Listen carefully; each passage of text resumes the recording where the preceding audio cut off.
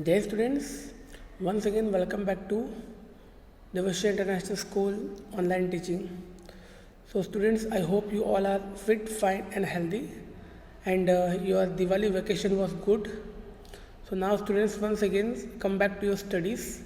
So as you know, our SA1 examination is completed.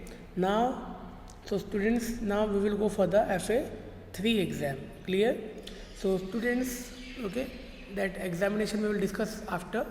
So in FA3 exam, only 2 chapters we have included. How many chapters we have included? Only 2 chapters. Clear? So the first chapter is this one, coal and petroleum. So see, so coal and petroleum, suppose इसको हम discuss करते students. So coal and petroleum दोनों के बारे में आपने थोड़ा बहुत कुछ ना कुछ सुना हुआ है. क्लियर ना? सी, अभी जो कोल एंड पेट्रोलियम ये कहाँ से अवेलेबल होता है, कैसे अवेलेबल होता है, that we will discuss in this chapter. So first of all students, we use various material for our basic need. Some of them are found in nature and some have been made by the human efforts.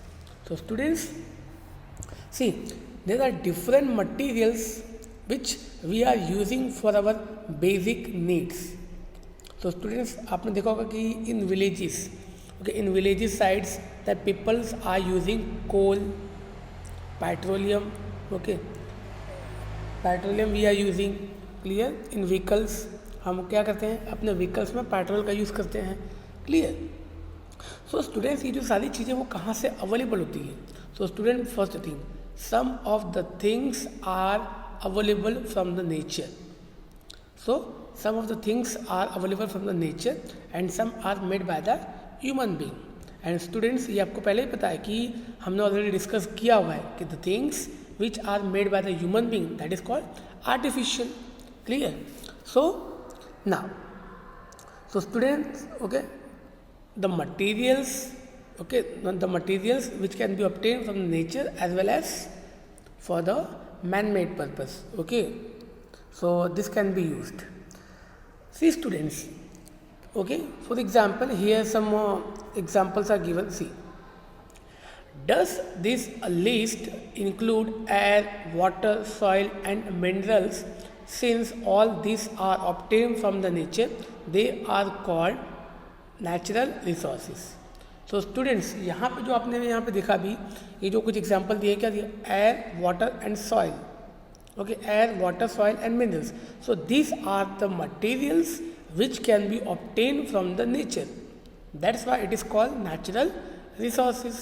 Clear? Because air, okay, we are not preparing water, okay, it can be obtained from the nature, so that is called natural resources. Clear? Now see, so next, can air, water and soil be exhausted by the human activities? You will already studied about water in the class 7th.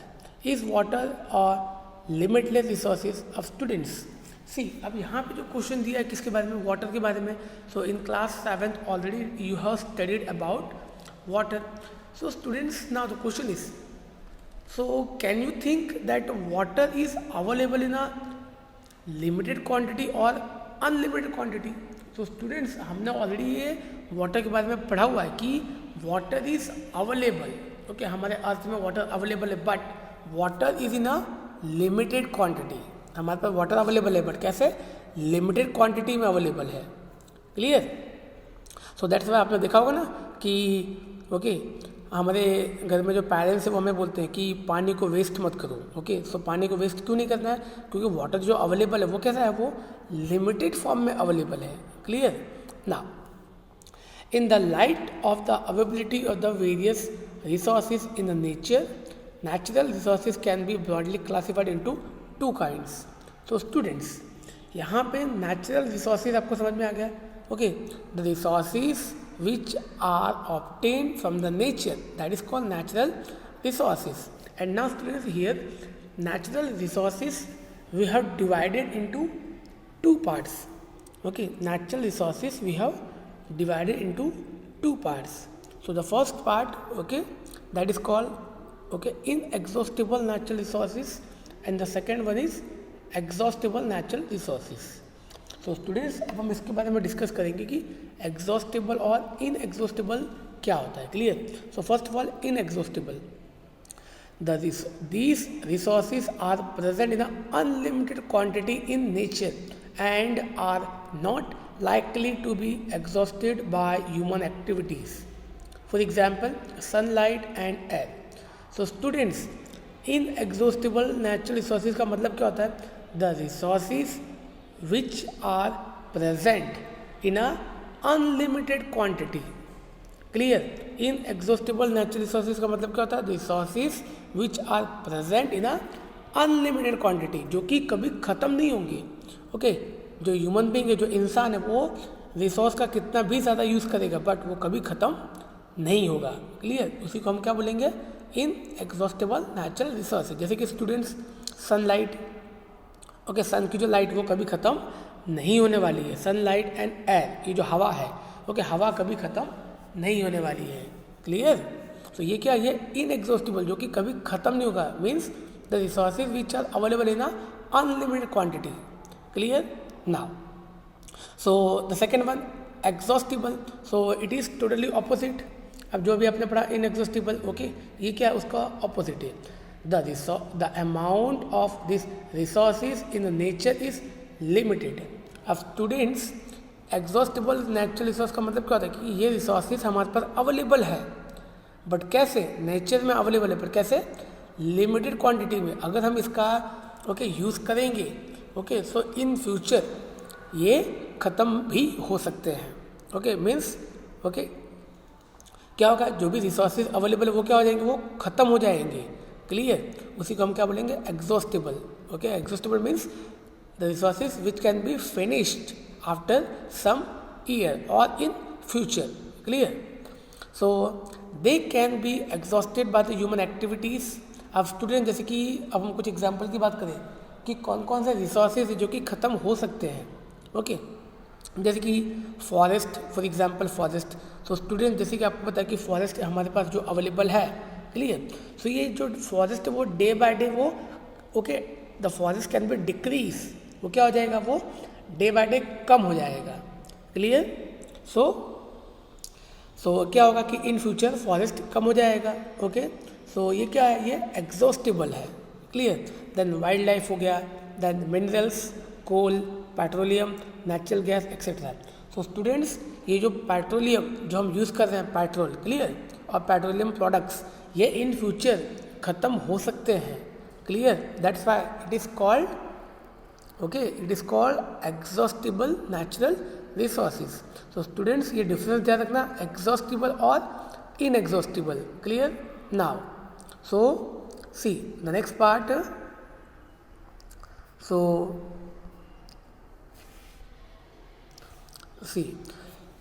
next part, assume that the eatables in the container represent the total availability of an exhaustible natural resources like coal, petroleum or natural gases. Each group may have a different consumption pattern. Are the earlier generation of any group too greedy? It may be that the earlier generation in some group were concerned about the coming generation and left something for them. So student, जैसे कि मैं आपको बताऊं कि जो हमारा जो generation है, कि for example will talk about our father, then our grand father.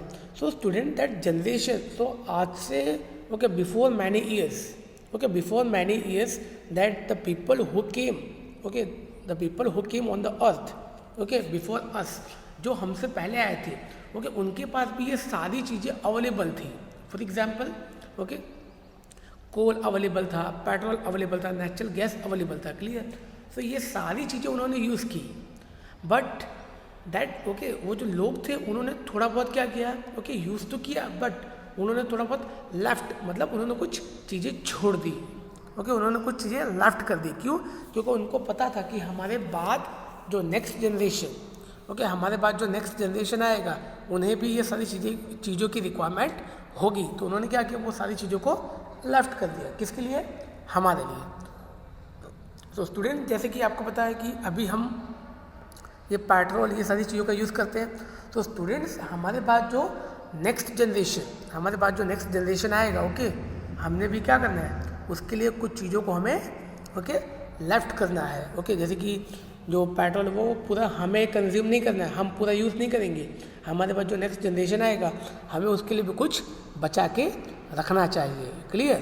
तो इसी तरीके से ओके जो भी जनरेशन्स ओके आई थी, उन्होंने इसी तरीके से सारी चीज़ों को ओके यूज़ किया और फ्यूचर जनरेशन के लिए कुछ ना कुछ चीज़ें बचा के रखी है। So clear? Now in this chapter we will learn about some exhaustible natural resources like coal, petroleum and natural gas. This were formed from the dead remains of living organisms. So these are all known as fossil fuel. So students, जैसे कि अभी हमने discuss किया that resources are of two type, exhaustible and inexhaustible. So clear? So students, in this chapter we will discuss about only exhaustible resources. Okay, जो कि in future जो resources in future ख़त्म हो जाएंगे। क्लियर? हम उसका discussion करेंगे। Clear? So student, see, coal, petroleum and natural gas, these are the resources, okay, and these are the resources which are obtained from the dead okay living organisms. So students, वो हम अभी थोड़ा सा deep में study करेंगे कि जो भी लिविंग ऑर्गेनिज्म ओके आज से ओके मिलियंस ईयर्स एगो जो भी living organism inside the earth buried हो गए थे। ओके मतलब जो भी लिविंग ऑर्गेनिजम्स की ओके जो डेड हो गए थे, ओके जो मर गए थे, जो okay inside the earth okay जो बरीड हो गए थे, ओके ये सब चीज़ें क्या उनसे बनी हुई है, नेचुरल गैस, पेट्रोलियम और कोल। ओके सो इसी चीज़ को हमने क्या नाम दिया, fossil fuels. Clear? Because this are the things which are obtained from the living organism. Okay clear? Now so student, fossil fuel आपको समझ में आ गया। Now the next part, see, so first we will discuss about coal. So coal, now what is the meaning of coal? So students, okay coal का मतलब ना, see, so students, coal, you may have seen coal or heard about it. तो student, जैसे कि अगर हम कोल की बात करें, ओके हिंदी में इसको कोयला ऐसा कुछ बोलते हैं। क्लियर? इसके बारे में आपने सुना हुआ। सो कोल अभी होता कैसा है, it is as hard as stone and is a black in colour. So students, ये जो थोड़ा सा क्राइटेरिया है, ओके कैरेक्टरिस्टिक्स है कि कोल कैसा होता है, इट इज़ हार्ड। ओके अब हार्ड कैसा, just like a stone and it is black in colour. Clear? So this is a picture of coal. Clear? Now so coal is one of the fuel used to cook food. Earlier it was use in a railway engines to produce steam to run the engine. It is also use in a thermal power station और plant to produce electricity. Coal is also use as a fuel in a various industries. So students, अभी जो कोल है हम इसका use कहाँ करते हैं?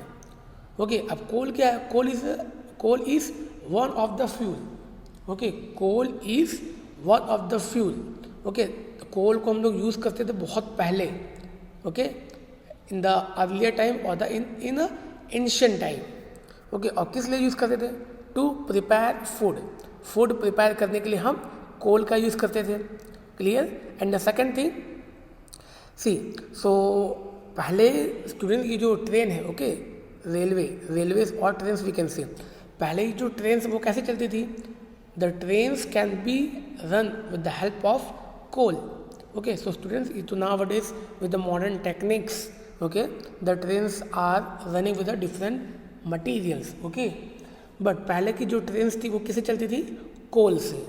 So clear? सो कोल का यूज़ कहाँ होता है students? To run the train and okay coal is also use to produce electricity. So students, ये जो इलेक्ट्रिसिटी है वो कैसे बनती है? वो कोल से ही बनती है। Clear? And coal is also use as a fuel in the various industries. So students, ये जो डिफरेंट इंडस्ट्रीज है, क्लियर, आपने देखा होगा कि डिफरेंट इंडस्ट्रीज हैं जो कि रन करती हैं। Clear? With the help of coal, okay, वहाँ पे कोल का यूज़ किया जाता है इंडस्ट्रीज़ को रन करने के लिए। सो स्टूडेंट्स, यहाँ पे हमने थोड़ा सा डिस्कस किया है कोल के बारे में, ओके, कि कोल कैसा होता है, ओके। अब now the next part that, okay, we will discuss about a story of coal. Means a coal can be obtain, okay, ये जो कोल हमें जो अवेलेबल है वो कहाँ से मिलता है, और ओके कोल मीन्स इसकी स्टोरी क्या है, okay, how the coal can be obtain, how the coal can be prepared inside the earth. Clear, कैसे कोल बनता है, ये सब हम ओके डिस्कस करेंगे नेक्स्ट लेक्चर में। सो स्टूडेंट्स, आई होप कि अभी तक का जो ओके थोड़ा सा इंट्रोडक्शन पार्ट था वो आपको समझ में आ गया होगा। Okay students, now